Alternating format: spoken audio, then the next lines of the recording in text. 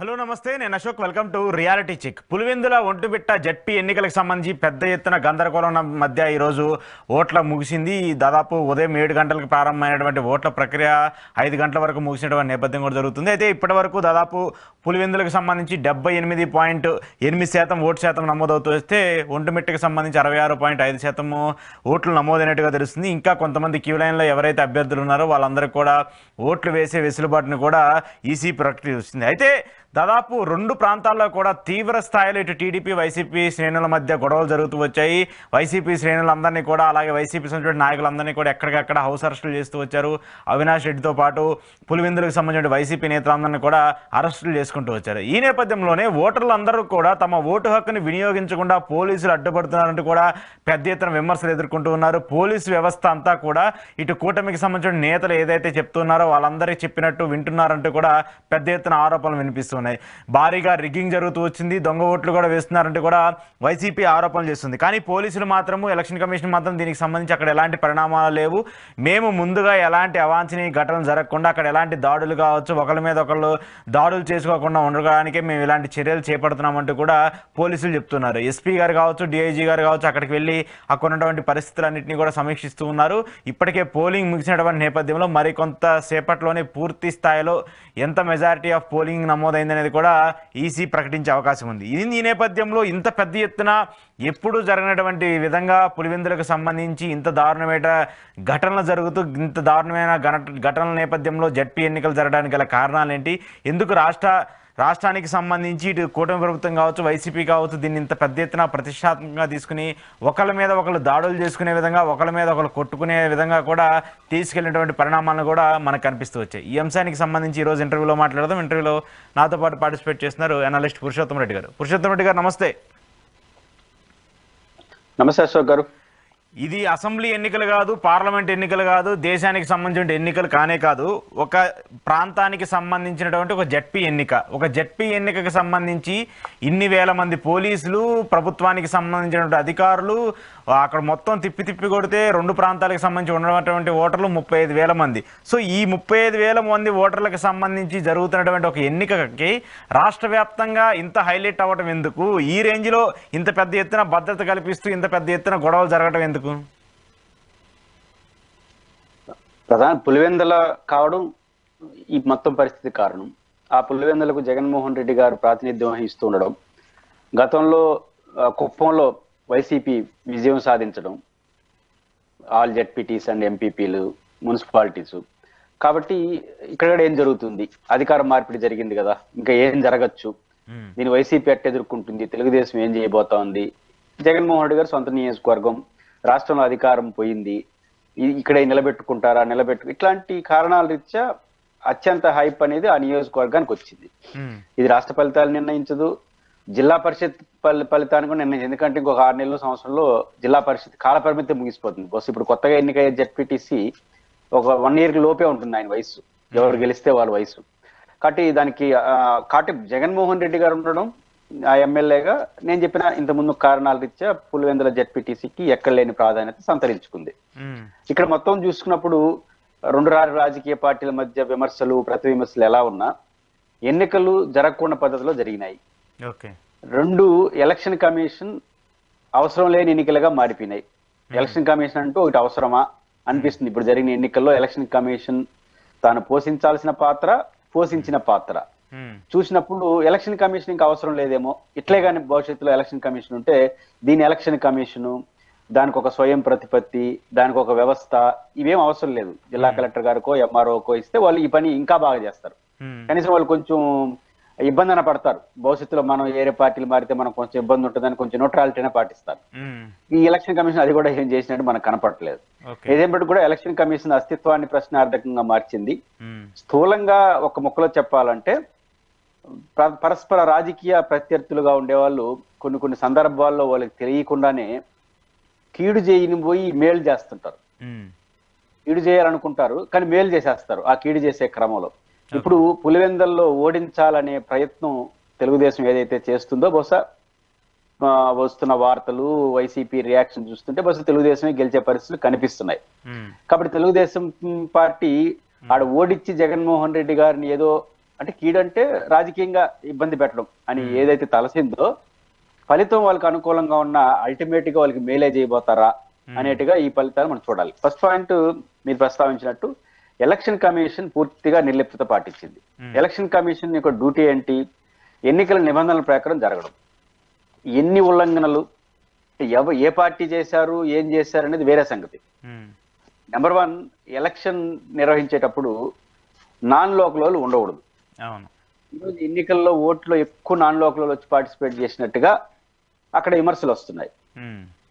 మరోవైపు ఏమో వరుస పెట్టి అరెస్టులు, పెద్ద పెద్ద నాయకులను అరెస్ట్ చేశారు. ఈ అరెస్టులు ఎందుకు? వాళ్ళు ఉంటే ఏమైనా ఆ స్థానికులు కాకుండా వేరే వాళ్ళు ఏమైనా ఎంటర్ అవుతారా అనే ముందు జాగ్రత్తగా చేసినటువంటి చర్యలు. కానీ దానికి భిన్నంగా జరిగినాయి పరిస్థితులు. 2, నిబంధనల ప్రకారం ఒక వెహికల్, ఎన్నికల రిటర్నింగ్ ఆఫీసర్ పోటీ చేసే వాళ్ళకి ఒక వెహికల్, ఆయన జనరల్ ఏజెంట్కి ఇంకొక వెహికల్, ప్రచార రథం ఒకటి ఇస్తారు. అంతకు మించి ఏదైనా ప్రచారం ర్యాలీ లాంటివి చేసుకోవాలంటే అనుమతి తీసుకొని వెహికల్ పర్మిషన్ తీసుకొని ఆ నెంబర్లతో సహా చెప్పాలి. ఇది ఎమ్మెల్యేకే. జెడ్పీటీసీ ఇంకా ఎన్ని పరిమితులు ఉంటాయి? అయితే ఇవేవి సంబంధం లేకుండా కొన్ని ఒక్కొక్క రాజకీయ నాయకుడు నేను ఫలానా పులివెందుల మండలంలో ఫలానా గ్రామానికి వెళ్తున్నాను అని వాట్సాప్ స్టేటస్ లో బ్రహ్మాండంగా ఏం చేశారు? ఈ ర్యాలీలు అంటే 10 వెహికల్స్, 20 వెహికల్స్, 50 వెహికల్స్ ఒక సినిమాలో లాగా వాళ్ళే స్టేటస్ లో పెట్టుకున్నారు, మేము పోతున్నాం పులివెందులకి ప్రచారానికి తిరుగుతున్నాము అని. ఇది ఒకటి చాలా. ఎలక్షన్ కమిషన్ ఏ రోల్ పోషిస్తా ఉంది? ఎన్నికల రిటర్నింగ్ ఆఫీసర్ ఇచ్చిన వెహికల్ తప్ప ఏరే వెహికల్ పోకూడదు. అలాంటిది 10 వెహికల్స్ లో వాళ్ళే పెట్టుకుంటారు. ఒకరు ఆరోపణలు వాళ్ళే పెట్టుకుంటారు, మేము 10 వెహికల్, 20 వెహికల్, 50 వెహికల్ అని. ఏం సీజ్ చేశారు? ఏం పర్యవేక్షణ చేసింది? 2, గతంలో నిమ్మగడ్డ రమేష్ కుమార్ గారు ఎలక్షన్ కమిషనర్ గా ఉన్నారు. సరే, వారిపైన వైసీపీ వాళ్ళు విమర్శించవచ్చు, వాళ్ళని తెలుగుదేశం వాళ్ళు సమర్థించవచ్చు. నిమ్మగడ్డ రమేష్ కుమార్ గారు అన్నిటి పక్కన పెడదాం. అయితే ఆయన ఒక మంచి సాంప్రదాయాన్ని పాటించారు. ఉదాహరణ, నేను తిరుపతిలో ఉంటాను. తిరుపతికి సంబంధించి ఎస్పీ పైన తెలుగుదేశం పార్టీ కొన్ని ఆరోపణలు చేసింది, వామపక్షాలు కొన్ని ఆరోపణలు చేశాయి, బీజేపీ కొన్ని ఆరోపణలు చేశాయి, జనసేన కొన్ని ఆరోపణలు చేశాయి, రిప్రజెంటేషన్ ఇచ్చాయి. వెంటనే ఎలక్షన్ కమిషనర్ ఏం చేస్తారంటే ఎస్పీ గారికి నోటీస్ పంపిస్తారు. ఇవి మీ పైన వచ్చిన కంప్లైంట్, దీనికి మీ దగ్గర వివరణ ఏంటి? ఆయన paragraph to paragraph, full stop, క్రమాతో సహా అన్ని వివరణలు పంపించాలి. పంపిస్తే అప్పుడు ఎలక్షన్ కమిషనర్ వాళ్ళు ఇచ్చిన కంప్లైంట్, వారు ఇచ్చిన సమాధానాన్ని బేరీజ్ వేసుకొని ఆయన ఒక డైరెక్షన్ ఇచ్చేవాడు, దాని పత్రికలకు చెప్పేవాడు. అందువల్ల ఏమవుతుంది? ఎలక్షన్ కమిషన్ కి ఒక విశ్వసనీయత, ఒక నమ్మకం. ఏదైనా తప్పు జరిగితే ఎలక్షన్ కమిషన్ చెప్పొచ్చు అని. అట్లే కొంతమంది అధికారులను ట్రాన్స్ఫర్ చేశారు, కొంతమంది అధికారులు విధుల నుంచి బయటకు తీసేశారు, సస్పెన్షన్ వరకు వెళ్ళారు. నా పాయింట్ ఏంటంటే, ఇప్పుడున్న ఎలక్షన్ కమిషన్ ఎన్ని ఫిర్యాదులు వచ్చినా కనీసం ఈ ఫిర్యాదులన్నీ మేము పరిశీలించాం, ఇవన్నీ ఏమీ లేదన్నా చెప్పాలి కనీసం. వైసీపీ కొన్ని ఫిర్యాదులు ఇచ్చింది, ఇవేమి లేవండి, అన్ని పద్ధతిగా జరుగుతుంది, వాళ్ళు అనవసరంగా అపోహలు ఉండారని. ఒక వారం నుంచి డైలీ వాళ్ళు ఈసీ దగ్గరికి వెళ్ళటము, వినతి పత్రాలు ఇవ్వటము, బయటకు వచ్చి ప్రెస్ మీట్ పెట్టడం, ఒక వారం నుంచి కంటిన్యూగా చూస్తూ వచ్చాం మనం. నేనంటుంది వైసీపీ వాళ్ళు ఆరోపణ చేస్తారు, అవన్నీ తప్పని చెప్పండి అంటున్నాను. ఎలక్షన్ కమిషన్ ప్రజలు భయభ్రాంతులకు గురవుతారు కదా. వైఎస్ఆర్ కాంగ్రెస్ పార్టీ, తెలుగుదేశం రెండే పోటీలో ఉండేది. వాళ్ళకి ఎందుకు చెప్పాలంటే వాళ్ళకే చెప్పాలి, ఎందుకంటే వాళ్ళిద్దరే పోటీ పడతా ఉండేది. ఎలక్షన్ కమిషన్ ఎవరికి? తెలుగుదేశం వర్సెస్ వైసీపీ మధ్య పోటీలో ఎలక్షన్ కమిషన్ రెఫరీ లాంటిది. కాబట్టి మీ దగ్గరికి ఈ రెండిట్లో ఏ పార్టీ వచ్చినా వాళ్ళని సంతృప్తి పరచాలి, వాళ్ళని సమాధానం చెప్పాలి, చెప్పడం ద్వారా ప్రజలకు భరోసా కల్పించాలి. ఇట్లే వీళ్ళు అనవసరంగా ఆరోపిస్తున్నారు కానీ ఏమీ లేదు, అంత ప్రశాంతంగా ఉంది, మేము డోంట్ కేర్ అట్లనే చెప్పాలి. ఏమీ చెప్పకుండా వాళ్ళు ఇచ్చిన రిప్రజెంటేషన్ తీసుకోవడం, నామినేషన్ తీసుకోవడం, రేపు గెలిస్తే ఆ సర్టిఫికేట్ వాళ్ళకి ఇవ్వడం, దీనికోసం ఒక ఎలక్షన్ కమిషన్ అవసరమా? అదే కలెక్టర్ గారు దీనికి అనవసరం ఖర్చు, శోధన ప్రతిపత్తి. అంటే ఎలక్షన్ కమిషన్ యొక్క అస్తిత్వాన్ని ఈ ఎన్నికలు ప్రశ్నార్థకం చేసినాయి. ఇది నా మొదటి అంశం. రెండో అంశం నేను ప్రస్తావించినట్టు, తెలుగుదేశం పార్టీ కీడు చేయని పోయి మేలు చేస్తా ఉంది వైసీపీ. కీడేంటి? ఒకటి, జెడ్పీటీసీ పులివెందుల్లోనే ఓడించేయడం ద్వారా, ఇంకా జగన్ ఆల్రెడీ ఓడిపోయాడు, రాష్ట్రంలో 11 సీట్లు పరిమితమయ్యాడు. కాబట్టి జెడ్పీటీసీ పులివెందుల్లో ఓడిపోతే నెక్స్ట్ మున్సిపాలిటీ ఓడిచ్చేస్తాం, రేపు ఎమ్మెల్యేలు ఓడిచ్చేస్తాం, ఇంకా జగన్ పని అయిపోయింది అనేది చెప్పడం కోసం ఈ ఎన్నికల్లో గెలవాలనుకుంటున్నారు. అంతకు మించి కారణాలు ఏం కనపట్లేదు. అయితే ఇది సాధ్యమవుతుందా? దీని ఫలితం ఏమవుతుంది? ఎందుకంటే మనం కొంచెం పూర్వరంగానికి వెళ్తే పులివెందుల తాలూకా ఎన్నికలు చూసినప్పుడు కుప్పం తాలూకా ఎన్నికలు చూడాలి. కుప్పం పులివెందుల ఎన్నికల్లో రాష్ట్ర ప్రజల మూడు రిఫ్లెక్ట్ కాదు. ఎందుకు ఈ మాట అంటున్నానంటే, మొన్న 24 ఎన్నికల్లో వైసీపీ ఘోరంగా ఓడిపోయింది రాష్ట్రంలో. కానీ పులివెందుల్లో అద్భుత విజయాన్ని సాధించింది. ఇదే జెడ్పీటీసీ పరిధిలో వైసీపీకి 4 ఓట్లు 3 ఓట్లు పడితే తెలుగుదేశం 1 ఓటు పడింది. రాష్ట్రం అంతా రివర్స్ లో పడితే అంటే ఇక్కడ వ్యక్తులు ప్రాధాన్యత తప్ప రాష్ట్ర ప్రజల మనోభావాలని పులివెందులు గాని కుప్పం గాని రిఫ్లెక్ట్ చేయు. కానీ మన కుప్పంలో వైసీపీ అధికారం ఉన్నప్పుడు వాళ్ళు అధికారాన్ని కొంత ప్రయోగించారు. ఎంత ప్రయోగించారు, ఎంత మోత ప్రయోగించారు, దట్ ఈస్ డిఫరెంట్ ఇష్యూ. కొంత ప్రయోగించారు. ఆ ప్రయోగ ఫలితంగా ఓడిపోయారు. అన్ని జెడ్పీటీసీలు, అన్ని ఎంపీపీలు, మున్సిపాలిటీ తెలుగుదేశాన్ని ఓడించేశారు. దెబ్బతో వై నాట్ 175 స్లోగన్ ఇచ్చారు. ఇంకొప్పను ఓడించేసాడు, ఇంకేందన్నారు. ఫలితం ఏమొచ్చింది? రివర్స్ ఫలితం వచ్చింది. తర్వాత ఎన్నికల్లో మనం ఓడిపినాం. అది 10 రాష్ట్రం అంతా జరిగిన ఎన్నికల్లో. ఇప్పుడు దాంతో వైసీపీకి 2 రకాల చెడ్డ పేర్లు వచ్చింది కదా. మామూలుగా కుప్పం గాని పులివెందుల జోలికి ఎవరు వెళ్ళరు. వాళ్ళు గెలుస్తారు, నామినీకే వస్తే పోటీలు పెట్టుకుంటూ ఉంటారు. అలాంటి పులివెందుల్లో కూడా టచ్ చేసాం అని వాళ్ళు చెప్పడం ద్వారా, లేదా అధికారాన్ని కొంత ప్రయోగించడం ద్వారా, గెలిచాం 1/75 అనడం ద్వారా చివరికి ఏమైనా ఫలితాలు రివర్స్ లో వచ్చినాయి. ఇప్పుడు తెలుగుదేశం పార్టీ అదే పని ఇక్కడ చేసింది అనుకోండి, ఏమవుతోంది? ఇంకా వాళ్ళకి మీకు తేడా ఏంటి, వాళ్ళకన్నా ఎక్కువ ఘోరం చేశారు మీరు అంటారు.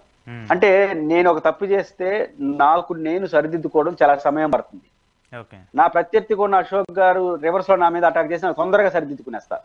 ఎందుకంటే నన్ను ఊరు మీరు చేసిన దాడే నాకు గుర్తు వస్తుంది జనానికి.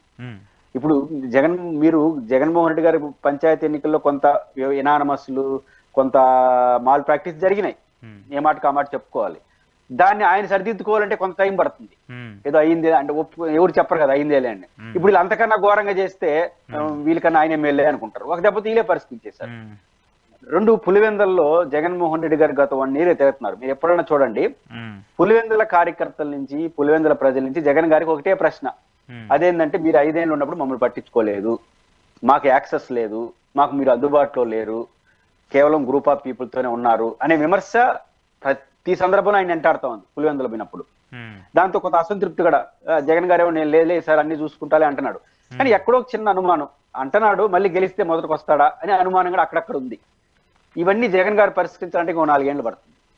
ఇప్పుడు వీళ్ళు చేసిన అటాకింగ్ మోడ్ తో పులివెందుల్లో ఉన్న ప్రతి వైసీపీ కార్యకర్త, మనకి ఎన్ని సమస్యలన్నా ఉన్నాయి కానీ ఈ పరిస్థితి మనకి ఎందుకు వచ్చిందంటే ఆయన ఓడిపోవడం వచ్చింది రాష్ట్రంలో. కాబట్టి ఈసారి జగన్మోహన్ రెడ్డి గారు ఓడిపోతే మనకు మంచి జరుగుతున్న చెడ్డ జరుగుతుంది పక్కన పెడితే మన ఆత్మగౌరవం దెబ్బతింటుంది. ఎవరో బయట వచ్చి కూడా మన మీద ప్రయత్నం చేస్తారు. ఇప్పుడు పులివెందుల్లో వాళ్ళు అఫెన్స్ లో పోయే వాళ్ళు ఓట్ల కోసం వాళ్ళు అడుక్కోవాల్సిన పరిస్థితి వస్తుంది.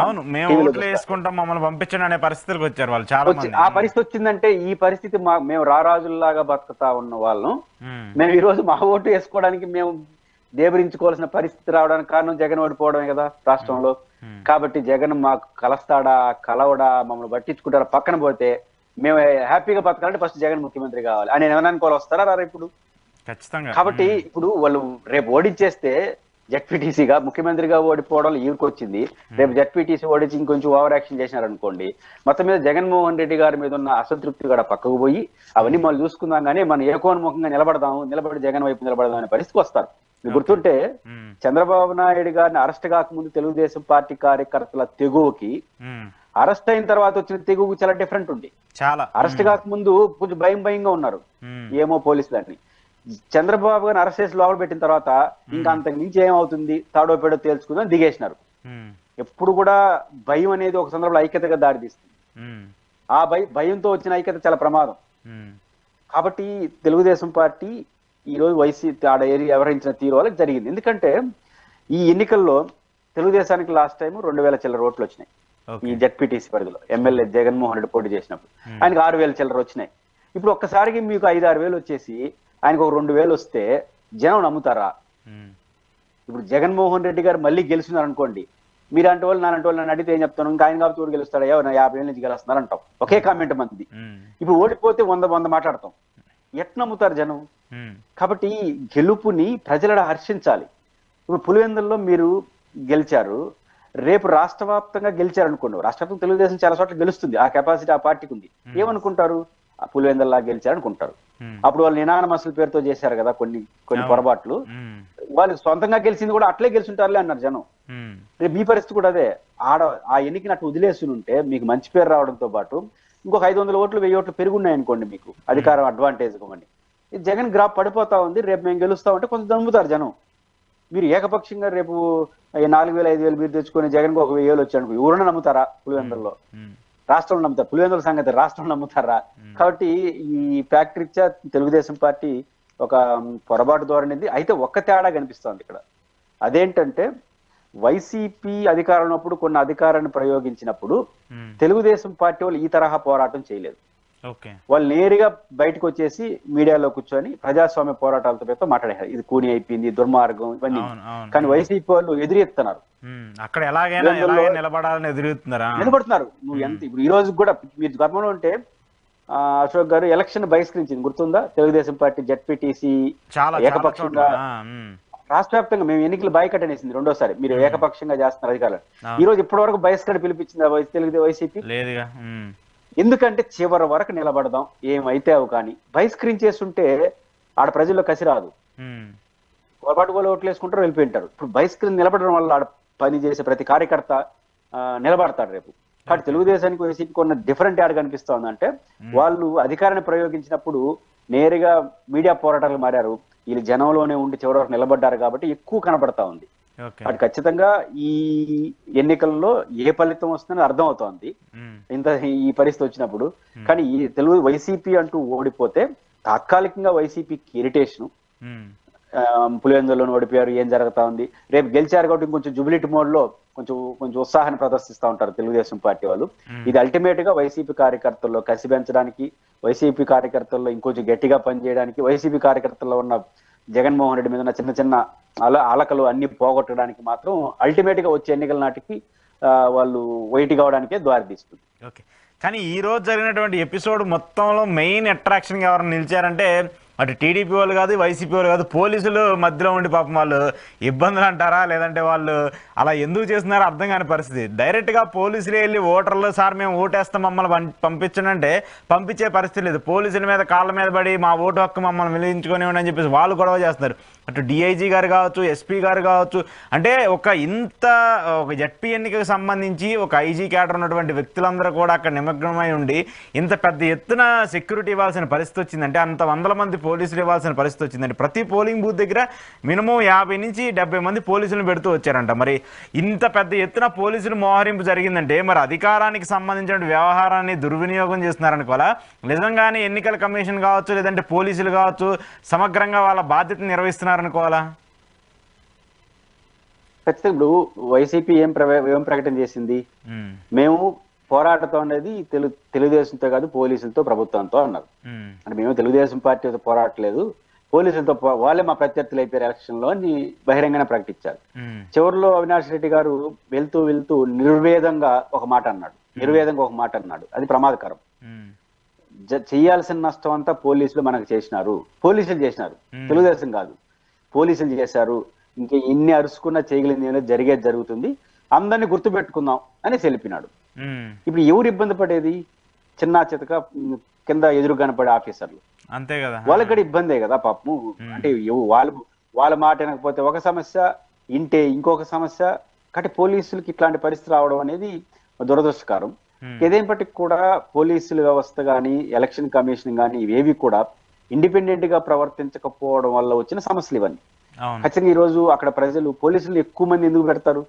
జగన్మోహన్ రెడ్డి గారు ఎప్పుడు పాపులర్ డైలాగ్ ఈ మధ్య ఉంది, 2,000 మంది పోలీసులు పెట్టారు, 3,000 మంది పోలీసులు ఎందుకు పెట్టారంటే నా భద్రత కోసం కాదు, నా దగ్గర జనం రానికుండా చేయడం కోసం అని. ఇప్పుడు పోలింగ్ స్టేషన్ కాడికి 50 మంది ఎందుకు పెట్టారంటే ఓటర్లు రానికుండా చేయడం కోసం, ఓటర్లు సేఫ్ గా వేయించడం కోసమా అని ఆ డౌట్ వస్తుంది. మామూలుగా పోలీసులు ఎక్కువ మోహరిస్తారంటే అసాంఘిక శక్తులు రాకుండా ఓటర్లు స్వేచ్ఛగా ఓటేసుకోవడం కోసం ఎక్కువ మంది పోలీసులు ఎత్తారు.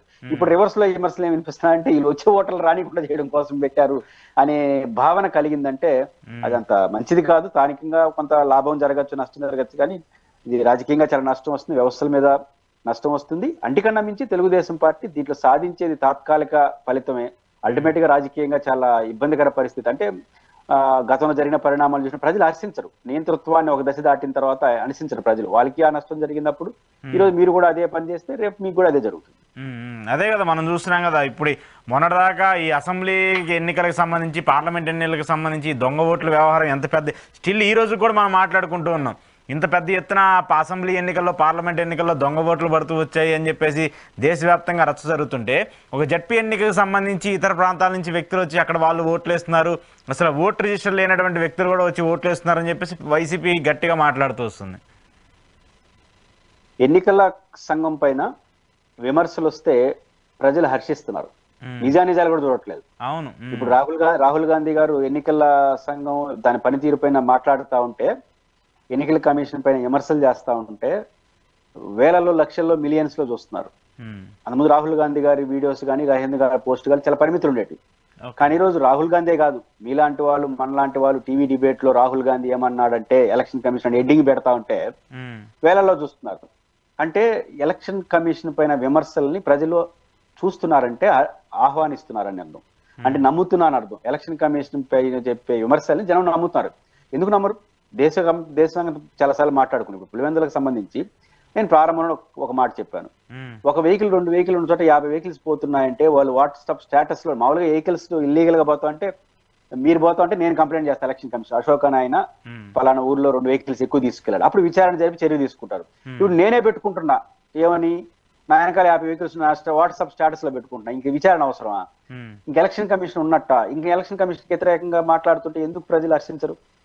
కాబట్టి ఈ మొత్తం ఎపిసోడ్ చూసుకున్నప్పుడు ఎలక్షన్ కమిషన్ వ్యవహరించిన తీరు ఏం బాగలేదు. కాబట్టి ప్రజలు ఎలక్షన్ కమిషన్ ని రోజుకి ఎలక్షన్ కమిషన్ డిగ్రేడ్ అయిపోతుంది, దానికి ఉన్న క్యారెక్టర్ వాటన్ని.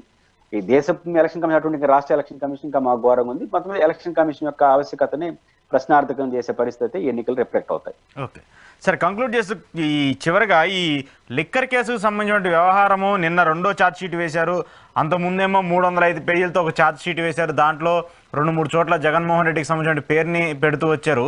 ఇప్పుడు మళ్ళీ 2వ ఛార్జ్ షీట్ వేసినటువంటి నేపథ్యంలో కూడా మెయిన్ మళ్ళీ వ్యక్తి బిగ్ బాసే అంటూ కూడా దాని మీద జగన్ పేరును కూడా మళ్ళీ పెద్ద ఎత్తున ఉటంకిస్తూ వస్తున్నారు. ఏంటి 2వ ఛార్జ్ షీటు మొదటి ఛార్జ్ షీట్కి సంబంధించిన వ్యవహారాలు? బేసిక్ గా జగన్మోహన్ రెడ్డి టార్గెట్ గా ఈ ఛార్జ్ షీట్లు ఈ విచారణలు జరుగుతున్నాయి. అంటే వాళ్ళు చెప్తున్నారు కూడా అల్టిమేట్ గా దీంట్లో నెంబర్ 1 ఆయనే అని వాళ్ళు డిబేట్స్ లో కానీ అధికార పార్టీ నాయకులు మాట్లాడలే కూడా జగనే మొత్తానికి కారకుడు అని చెప్తున్నారు. దాన్ని రిఫ్లెక్ట్ అవుతున్నాయి ఈ ఛార్జ్ షీట్లు. అంటే వాళ్ళు చెప్తున్నారు కాబట్టి సిట్టి వేసిందని నేను అన్ను, కానీ స్థూలంగా అది అర్థం అవుతా ఉంది. జగన్మోహన్ రెడ్డి గారే మొత్తం వ్యవహారాలు నడిపారు, ఆయనకే మొత్తం అందింది అనే పద్ధతిలో ఎస్టాబ్లిష్ చేస్తున్నారు. ఇది అల్టిమేట్ గా చివరిగా జగన్మోహన్ రెడ్డి గారిని అరెస్ట్ చేయడానిక లేదా జగన్మోహన్ రెడ్డి గారిని ఈ పేరుతో బదనాం చేయడానిక, అది 2 దీంట్లో దాగి ఉంటాయి. అంటే పదే ప్రతిసారి ఇప్పుడు త్వరకేమో ఆయన్నేమో విచారణ కూడా పిలవాల, నోటీస్ కూడా ఇలా, ఛార్జ్ షీట్ నిండా పేర్లు మాత్రం ఆయనే ఉంటాయి. అనేక సార్లు జగన్మోహన్ రెడ్డి గారి ప్రస్తావనే ఉంటుంది, ఆయన విచారణ పిలవరు. అంటే చూసే వాళ్ళకి ఏమనిపిస్తుంది అంటే ఎస్టాబ్లిష్ చేస్తున్నారు గట్టిగా, అంటే ఆధారాలను ఎన్క్వైరీని ఎస్టాబ్లిష్ చేసి ఫైనల్ గా నెంబర్ 1 పర్సన్. అంటే ఇప్పుడు ఆయనే కీలకమైనప్పుడు మొదట ఆయన కదా విచారించాల్సింది, విచారించట్లేదు. అంటే దాని అర్థం ఏమి చేయరని, విచారించరని, అరెస్ట్ చేయరని కాదు, ఏదన్నా ఎంచుకుంటారు, కానీ టార్గెట్ జగన్ అనేది కనపడుతోంది. ఈ రోజు ఛార్జ్ షీట్ లో వాళ్ళకి ఆధారాలు ఉంటే జగన్ గారినైనా అరెస్ట్ చేయొచ్చు, ఇంకొకరినైనా అరెస్ట్ చేసి చట్టపరంగా చర్యలు తీసుకోవచ్చు, మనం దాన్ని తప్పట్టం. కానీ జరుగుతున్న పరిణామాల్లో చెప్తున్న దానికి ఆరోపణలకు మధ్య పొంత ఉండాలి. ఇప్పుడు జగన్మోహన్ రెడ్డి గారు ఈ మొత్తానికి కారకుడని కొన్ని ఉదాహరణలు, కొన్ని ఆధారాలు వాళ్ళు ఛార్జ్ షీట్ లో, అనుబంధ ఛార్జ్ షీట్ లో వేస్తున్నారు. దాంట్లో చెప్తున్న అంశాలు, బయటికి వస్తున్న అంశాలు ఏంటంటే పాలసీ మ్యాటర్ జగన్ రూపొందించాడు, తర్వాత దాని ఎగ్జిక్యూటివ్ చేసే దాంట్లో చేశారు. ఇంకొక ఆశ్చర్యకర అజయ్ కలాం పేరు కూడా ఈ మధ్య ఏదో ప్రస్తావనిచ్చినట్టున్నారు. అంటే వాసుదేవ్ రెడ్డి తీసుకున్నారని చెప్పేసి అంటున్నారు. ఆయన వాసుదేవ్ రెడ్డి అనే ఈ ఉంది కదా కార్పొరేషన్ చైర్మన్, ఆయన ఎండి, ఆయన సంబంధించి సిఫార్సు ఆయన చేశాడని ఆ పోస్ట్ కి ఇమ్మని. కాబట్టి ఆయనకి ఏమన్నా తెలుసు అన్నట్టు ఆయన పేరు ప్రస్తావించారు. ఇవన్నీ ఎట్లుంటుందంటే ఆయనేమో IRS IFS officer, railway department లో పనిచేసి డిప్యుటేషన్ మీద ఏపీకి వచ్చాడు, ఆయన ఉన్నారు. ఇప్పుడు ఆయన సిఫారసు చేసినటువంటి, ఆయన చేసిన తప్పులంతా సిఫారసు ఆయనకు వస్తుందా? ఇప్పుడు ముఖ్యమంత్రి సిఫారసు 100 జరుగుతాయి, కానీ వాళ్ళందరూ చేసేవన్నీ ముఖ్యమంత్రికి ఆపాదిస్తాం, మీకు ఆపాదిస్తాం, ఎవరికి ఆపాదిస్తారు? కాబట్టి కొంత అలిగేషన్స్ ఇచ్చిన ప్రయారిటీ రియాలిటీ. రెండోది ఇక్కడ వాళ్ళందరూ ఇప్పుడు మిథున్ రెడ్డి గారు, చెవిరెడ్డి గారు, తర్వాత మన ధనంజయ రెడ్డి గారు, కృష్ణమోహన్ రెడ్డి గారు, లేకపోతే కశిరెడ్డి, విజయసాయి రెడ్డి గారు, వీళ్ళందరూ ఇచ్చే సమాచారం అంతా చూసుకుంటే మొత్తం జగన్ కారణంగా తెలుస్తుంది అన్నట్టుగా దాన్ని ఇంటర్ప్రిటేషన్ చేస్తున్నారు. నా పాయింట్ ఏంటంటే జగన్మోహన్ రెడ్డి గారు పాలసీ మేకరు, క్యాబినెట్ క్యాబినెట్ లో తీసుకున్న డెసిషన్స్. అదేంటి, లిక్కర్ గతంలో ప్రైవేట్ షాపులు దాన్ని రద్దు చేసినాడు, అదేవిధంగా బెల్ట్ షాపులనే రద్దు చేశారు, ఇంకా మద్యం మొత్తం ప్రభుత్వ షాపులోనే అమ్మబడుతుంది. ఇది ఒక పాలసీ డెసిషన్. ఇది ఎట్లా ఇల్లీగల్ అవుతుంది? రెండు, బ్రెవరేజ్ కార్పొరేషన్స్ కొనసాగిస్తారు. ఆ బ్రెవరేజ్ కార్పొరేషన్ ఉత్పత్తి అయినటువంటి మద్యాన్ని డిపోలకు వస్తాయి, డిపోల నుంచి షాపులకు వెళ్తే అక్కడ నుంచి. కరప్షన్ ఆరోపణ ఏంటి? ఒకటి, మద్యం లో కల్తీ మద్యాన్ని చేయడం వల్ల ఎక్కువ మంది ఆరోగ్యం క్షీణించిందనేది తెలుగుదేశం పార్టీ ఆనాడు ఆరోపించింది. రెండో పాయింట్, ఈ మద్యం సప్లై చేసే క్రమంలో ఉద్దేశపూర్వకంగా కొన్ని బ్రాండ్లని అమ్మారు, దాని ద్వారా లబ్ధి పొందారు, ప్రభుత్వానికి రావాల్సినటువంటి ట్యాక్స్ కూడా రానికుండా చేశారు. మూడోది, ఈ క్యాష్ పేమెంట్ తీసుకున్నారు తప్ప డిజిటల్ పేమెంట్ తీసుకోలేదు, దీని ద్వారా డైరెక్ట్ గా జగన్ గారికి అందినట్టు వాళ్ళు ఆరోపణలు చేసినారు. ఇప్పుడు సమస్య ఏంటంటే, ఇప్పుడు చేస్తున్న అలిగేషన్స్ కి వస్తున్నటువంటి దానికి లింక్ ఎక్కడ? జగన్మోహన్ రెడ్డి గారు పాలసీ డెసిషన్స్ ప్రభుత్వ షాపులు అన్నారు, దాంట్లో ఏం ఆరోపిస్తావు? జగన్మోహన్ రెడ్డి గారు డిస్టిలరీలు మాత్రమే ప్రైవేటు, ఈ డిపోలు కానీ బెవరేజ్ కార్పొరేషన్ డిపోలు గవర్నమెంట్, షాపులు గవర్నమెంట్. ఇక్కడ ఎవరు కరప్షన్ చేయడానికి ఏం స్కోప్ ఉండదు. ఒకటి డిపోల ద్వారా మన బ్రెవరేజ్ కార్పొరేషన్ దాని నుంచి కాకుండా వాళ్ళు ఇండియన్ తీసుకునే ఇచ్చే డిస్టిలరీలు ఎవరైనా అయాచిత లాభాలు పొంది జగన్మోహన్ రెడ్డి గారికి ఏమన్నా ముడుపులు ఇచ్చినారా అనే దానికి ఏమైనా ఆధారాలు ఉన్నాయా? ఇది చూసుకుంటూ, రెండోది ఆయన పాలసీ డెసిషన్స్ కి మాల్ ప్రాక్టీస్ కి లింక్ ఏమైనా ఉందా?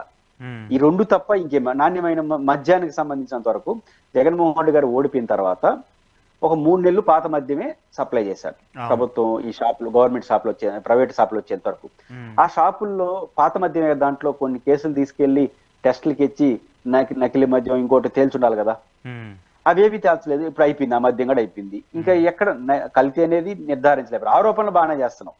రెండోది, ఇన్ని కేసులు వస్తే ఇన్ని ట్యాక్స్ రాకుండా ఎగ్గొట్టారనే దానికి ఆధారం మనకు కనపట్లేదు.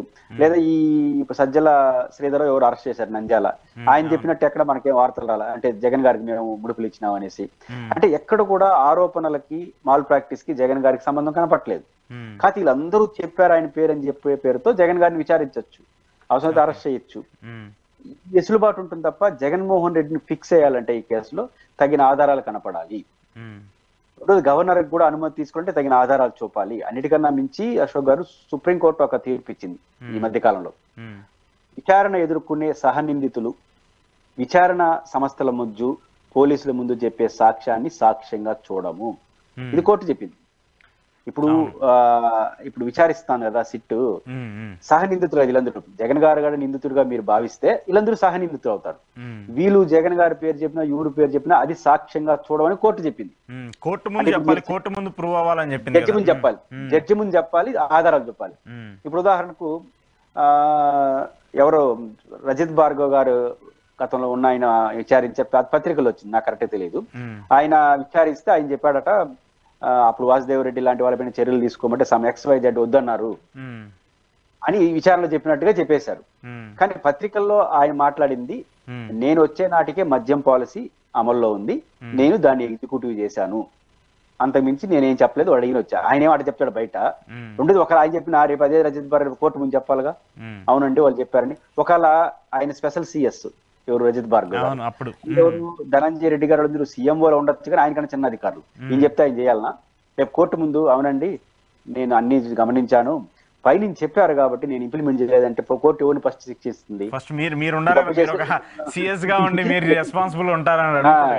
కాబట్టి ఇవన్నీ కోర్టు ముందు చెల్లవు. నేను అనుకుంటుంది విచారణని కొనసాగించడానికి లేదా బెయిల్ నిరాకరించామని బెయిల్ అప్లై చేస్తారు, ఇంకా ఉన్నాయి కాబట్టి వీళ్ళు కానీ బయట వస్తే రేపు ఇంకొంచెం ఇన్ఫ్లుయెన్స్ చేస్తారంటే ఇంకా కొంత విచారణ పూర్తిగా అనుబంధ సార్సిట్ అంటే ఇంకా ఎన్నెన్న వేసుకోవచ్చు. కాబట్టి ఇవన్నీ పూర్తయ్యేంత వరకు వాళ్ళు బెయిల్ ఇవ్వద్దని చెప్పడానికి, జగన్ గారిని విచారించడానికి లేదా జగన్ అరెస్ట్ చేయడానికి పనికి వస్తుంది తప్ప ఈ కేసులో జగన్ గారిని ఫిక్స్ చేయడానికి ఇప్పుడు పెడుతున్న మాటలకి ఆరోపణలకి ప్రభుత్వ పాలసీలకి మధ్య పొంతన కుదరట్లేదు. అది బట్ జగన్ టార్గెట్ అంటే అరెస్ట్ చేయాల్సిన అవసరం లేదు, కేసు పెట్ట ఆయన విచారించాల్సిన అవసరం లేదు. రోజు చెప్పుకుంటా ఉంటాం కదా మొత్తానికి కారకుడు జగనే, ఇది ఒక రాజకీయం.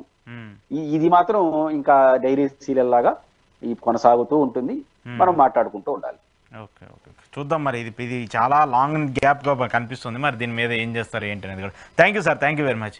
ఇది పురుషోత్తం రెడ్డి గారితో ఈరోజు స్పెషల్ ఇంటర్వ్యూ. చూస్తూనే ఉండండి ఈ హటి.